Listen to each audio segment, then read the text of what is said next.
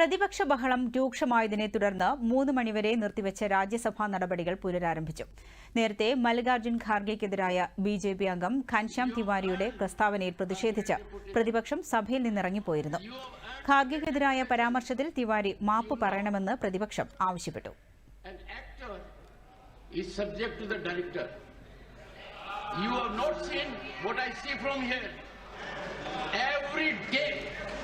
I don't want to repeat. I don't want schooling. I am a person who has gone out of the way.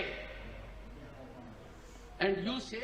അതിനിടെ Samajwadi party അംഗം ജയ ബച്ചന്റെ പരാമർശത്തെ രാജ്യസഭാ ചെയർമാനും ഉപരാഷ്ട്രപതിയുമായ ജഗ്ദീപ് ധൻഖർ ചോദ്യം ചെയ്തു. ഇതിൽ പ്രതിഷേധിച്ചും പ്രതിപക്ഷം സഭയിൽ ബഹളം വെച്ചു. പ്രതിപക്ഷത്തിന്റെ നടപടി ജനാധിപത്യ മൂല്യങ്ങളെയും ഭരണഘടനയെയും അവഹേളിക്കുന്നതാണെന്ന് പ്രതിപക്ഷത്തിന്റെ ഇറങ്ങിപ്പോക്കിന് ശേഷം കേന്ദ്രമന്ത്രി ശിവരാജ് സിംഗ് ചൌഹാൻ ആരോപിച്ചു.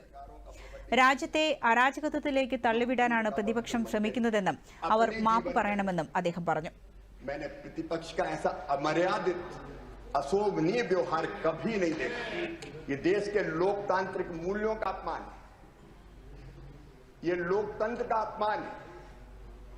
ये संविधान का अपमान है और गैर जिम्मेदार प्रतिपक्ष आज ये सिद्ध हो गया है कि देश को अराजकता में झोंकने का प्रयास कर रहा है.